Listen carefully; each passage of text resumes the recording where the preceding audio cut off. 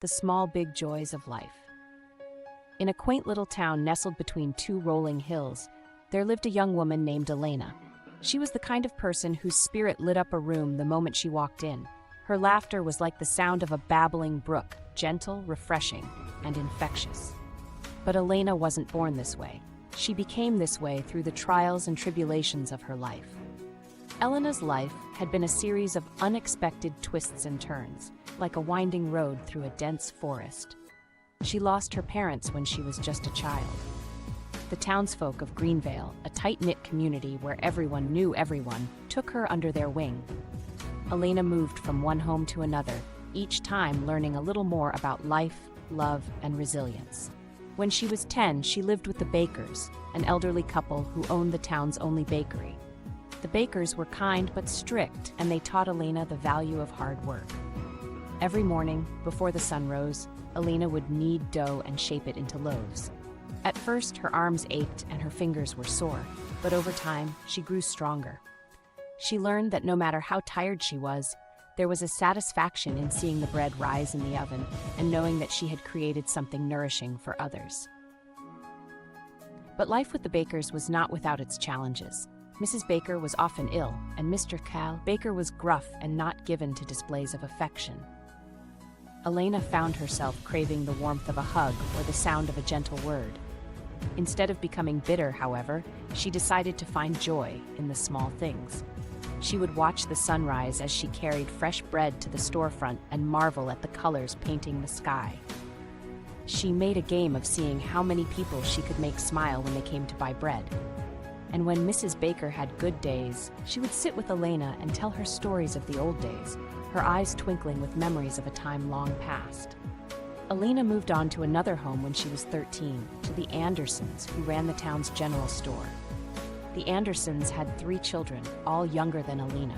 Their home was chaotic, filled with noise, laughter, and the occasional sibling squabble. Here, Elena learned patience and the art of managing chaos. She became a big sister to the Anderson kids, helping them with their homework, teaching them to tie their shoelaces, and reading them bedtime stories. One summer, a terrible storm swept through Greenvale, flooding the Andersons' home. For weeks, the family lived in the back of the store, huddled together on makeshift beds. It was cramped and uncomfortable, and the children were often scared. But Elena saw it as an adventure. She made up stories about pirates and treasure hunts, turning their small corner of the store into a ship sailing on stormy seas. At night, when the children were asleep, she would stay up with Mr. and Mrs. Anderson, helping them dry out inventory and salvage what they could. Life with the Andersons taught Elena the importance of family, not just the one you're born into, but the one you create with others. She learned that happiness could be found even in the most challenging of situations, as long as you had love and laughter. As she grew older, Elena began to understand that life was a tapestry of moments, each one a thread woven into the fabric of her existence. Some threads were dark and heavy, like the loss of her parents or the night of the storm. Others were light and bright, like the first time she made the Anderson children laugh, or the morning she watched a baby bird take its first flight from a nest in the bakery's eaves. She realized that the key to happiness wasn't about avoiding the dark threads, but about recognizing that they were just one part of the whole picture. When Elena turned 18, she decided it was time to strike out on her own. She had saved up some money from working at the bakery and the general store, and she found a small, rundown cottage on the edge of town. The cottage was little more than a shack, with a leaky roof and a garden overrun with weeds, but Elena saw potential in it. She spent her days repairing the roof, painting the walls, and clearing the garden. At night, she would sit by the fireplace, which she had managed to restore, and write in her journal. Elena loved to write. It was her way of making sense of the world, of capturing the moments that made life worth living. She wrote about the people of Greenvale, the way old Mr. Thompson always tipped his hat when he saw her, or how Mrs. Leary's pies were the best in town. She wrote about the seasons, the way the first snow of winter transformed the town into a wonderland, or how the air smelled of lilacs in the spring. But most of all, she wrote about happiness. Happiness, Elena believed, was not a destination, but a journey. It was not something you found, it was something you created. It was in the way you chose to see the world, in the way you reacted to life's challenges, in the way you treated others. She realized that happiness wasn't always about being cheerful or having everything go your way. Sometimes it was about finding peace in the midst of chaos, about finding a reason to smile, even when things were tough. One day, as she was tending to her garden, a stranger came to town. His name was Daniel, and he was a traveling artist. He had come to Greenvale to paint the rolling hills and the old stone bridge that spanned the river. He was tall and lean, with a mop of curly brown hair and a smile that could light up the darkest of days. Daniel was captivated by Elena from the moment he met her. There was something about her, something about the way she looked at the world with such wonder and joy, that drew him to her.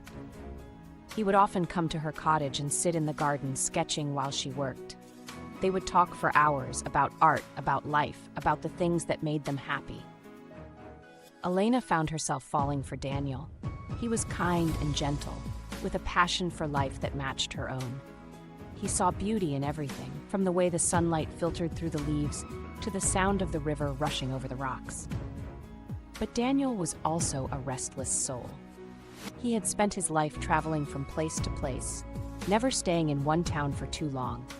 He loved the thrill of discovering new places, meeting new people, and experiencing new things. Elena knew that Daniel wouldn't stay in Greenvale forever. She knew that one day he would move on, just as he always had.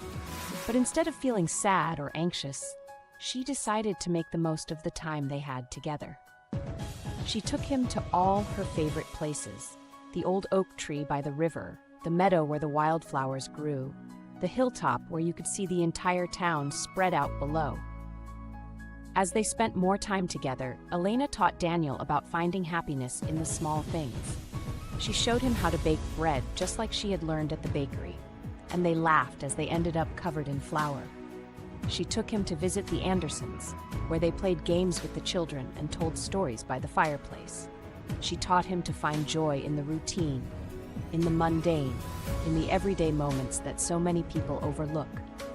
And in turn, Daniel taught Elena about seeing the world through an artist's eyes.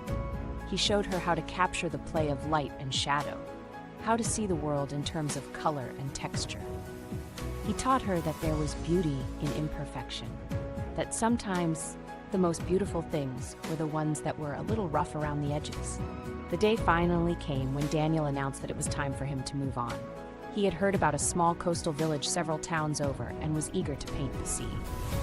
Elena felt a pang of sadness, but she smiled and hugged him tightly. She knew that this was who Daniel was, and she loved him for it. "You've taught me so much, Elena," Daniel said, his voice thick with emotion. "You've taught me how to find happiness in the small things, how to appreciate the moments that make life special. I'll carry that with me wherever I go." "And you've taught me to see the world in a whole new way," Elena replied. "You've shown me that there's beauty everywhere, even in the things we often overlook. Thank you for that." They parted ways with a promise to stay in touch, and as Daniel disappeared down the road, Elena felt a sense of peace wash over her. She knew that life was full of comings and goings, of people entering and leaving, of moments that were here one minute and gone the next. But she also knew that each of these moments was a gift, a thread in the tapestry of her life. Over the years, Elena continued to live in her little cottage on the edge of town. She tended to her garden, wrote in her journal, and found happiness in the small, everyday moments. She became a beloved figure in Greenvale, known for her kind heart and her infectious smile. People would often come to her for advice, for comfort, or just for a listening ear. One winter, a young woman named Clara moved to Greenvale. She was quiet and reserved, with a sadness in her eyes that Elena recognized all too well. Clara had lost her job in the city and had come to Greenvale to start fresh. But she was struggling to adjust to small-town life, feeling out of place and alone. Elena took Clara under her wing, inviting her to her cottage for tea and introducing her to the townsfolk. She showed Clara how to bake bread, just as she had once been taught, and they spent hours in the kitchen, laughing and talking. Elena taught Clara about finding joy in the little things, in the way the snow crunched underfoot, in the sound of birdsong in the morning, in the warmth of a cup of tea on a cold day. Slowly but surely, Clara began to come out of her shell. She found a job at the general store and made friends with the locals. She discovered a love for painting, inspired by the stories Elena had told her about Daniel. And she learned to find happiness in her new life, in the simple, everyday moments that made Greenvale so special. One evening, as they sat by the fire in Elena's cottage, Clara turned to her and said, "I don't know how you do it, Elena. How do you always seem to find happiness, no matter what life throws at you?" Elena smiled and took Clara's hand. "It's not about always being happy," she said softly. "It's about choosing to see the good even when things are hard. It's about finding joy in the small things, in the everyday moments that so many people take for granted. Life isn't always easy, but there's always something to be grateful for, something to smile about. You just have to look for it." Clara nodded, her eyes shining with unshed tears. "Thank you, Elena, for everything." As the years went by, Elena's cottage became a place of refuge and solace for many. People would come from far and wide to sit in her garden, to share a cup of tea, to listen to her stories. Elena never turned anyone away, always finding time to listen, to comfort, to share her wisdom. One spring, Elena received a letter from Daniel. He was living in a small village by the sea, just as he had dreamed. He wrote about the beauty of the ocean, the way the waves crashed against the cliffs, the way the sun set over the water in a blaze of color. But he also wrote about the small joys he had found, in the kindness of the villagers, in the taste of fresh seafood, in the feel of the sand between his toes. "I've learned to find happiness in the small things, just like you taught me," he wrote. "Thank you, Elena, for helping me see the world in a whole new way." Elena smiled as she read the letter, feeling a warmth in her heart. She knew that life was full of ups and downs, of joy and sorrow, of light and dark. But she also knew that happiness wasn't about having everything go perfectly. It was about choosing to find joy in the journey, to appreciate the moments that made life worth living. As she folded the letter and placed it in her journal, Elena looked out at her garden, now in full bloom. The sun was setting, casting a golden glow over the flowers. She took a deep breath, feeling the cool evening air fill her lungs, and smiled. Life was a beautiful, messy, unpredictable adventure, and she was grateful for every moment of it.